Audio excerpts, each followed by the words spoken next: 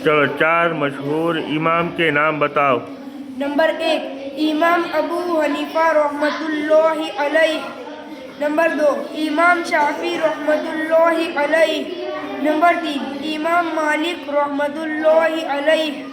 Number 4 इमाम अहमद बिन humble रहमतुल्लाहि अलैह। આપણે કયા ઇમામ की पैरवी करिए है? इमाम अबू हनीफा रहमतुल्लाहि अलैह। हाँ, समझ में आया।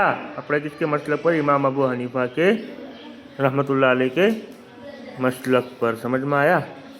दूसरे इमाम भी सही, समझ में आया, लेकिन આપણે किसकी पैरवी करिए? इमाम अबू हनीफा।